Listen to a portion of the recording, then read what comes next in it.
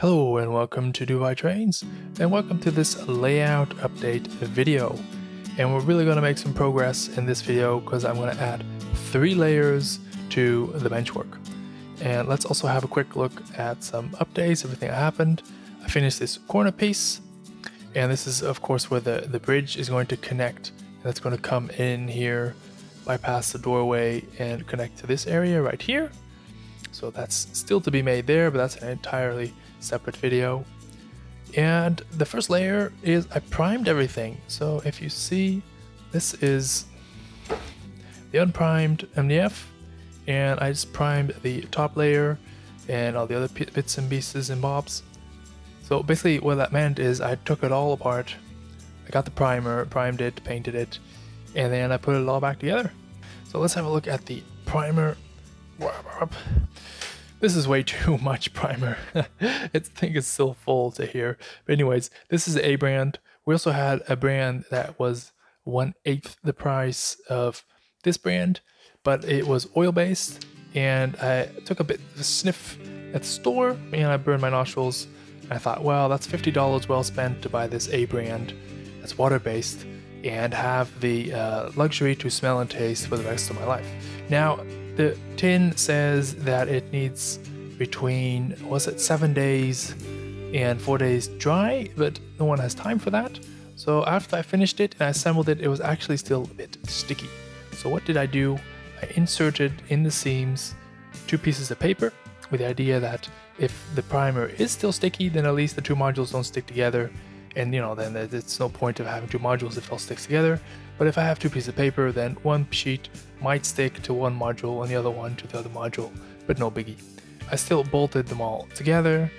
This are all the bolts and the leftover pieces and tools. Still need to do 1 or 2 bolts, to be honest.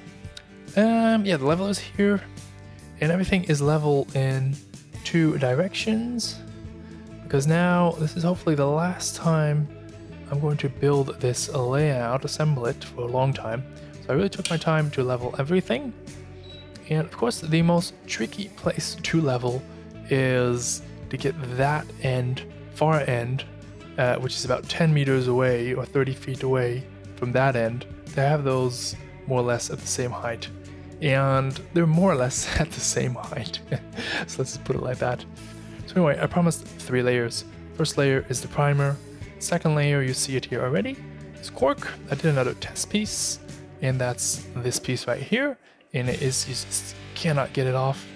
And all I did is, it's self-adhesive, so I just peeled off the self-adhesiveness layer, let's put it down in the right place, and pressed it gently.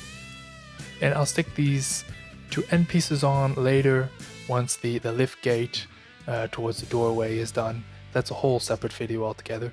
But for now, let's just watch some beautiful b-roll as I put all these pieces on over here. And after that will be layer number 3. So 80 tiles of cork later, this is what you get. 2 quick notes, because I don't want to be talking about cork all day.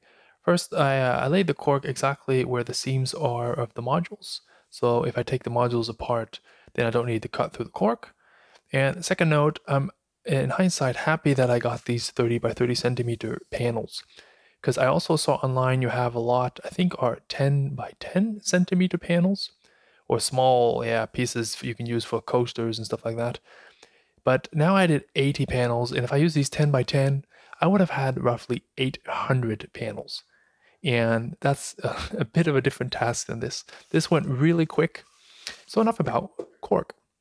This is the point in the video where I would get my master plan, and I would roll it out and start talking about the layout design and all kinds of features. But my channel wouldn't be my channel if everything would be straightforward. So I got a new and bigger master plan. And here it is, about 15 sheets of A0 paper. So what are we going to do with that new master plan? And what is it? Well, there it is. It's a 1-to-1 print in color of the entire track plan, in exactly the same size as the layout. So this, as awesome as it looks, is actually very useful, because it's a guide for me, but also other people who are going to help me with the layout, where to lay the track. So they can exactly see where a turnout has to be, the radiuses radii are all in the right location, in the right radius. Will show where the roads are going to be. I put some core elements in here. So here it's going to be a gate for the road. I measured out the sidewalks. That's in here. All the information is in here. Even small details like a derail are in here.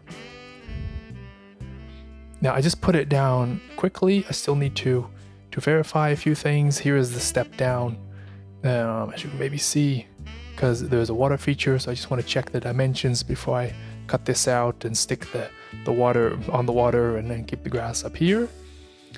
And a little side note, nice mug of the Green Bay, Wisconsin Railroad Museum. They have a big boy over there. Have a look if you're in the area. It's near Chicago. And here is the yard. Here we have some more sheets for the lift gate that's going to be connected from there to there, but that's just a different video altogether.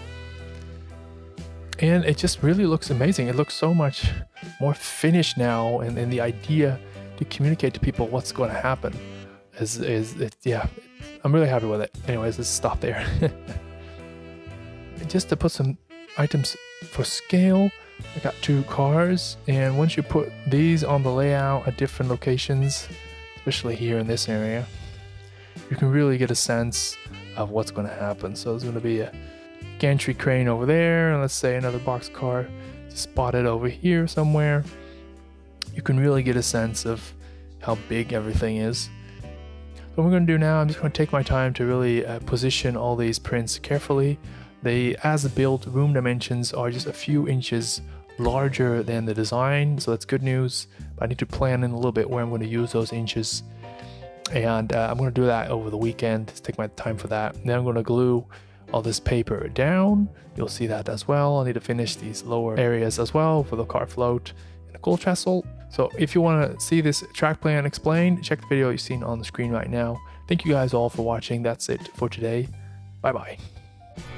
This video was made possible by ABR Model Works, providing kits and accessories for all model railroaders. Looking to support the model railroading community? Check out the Dubai Trains Patreon page to find out how you can contribute.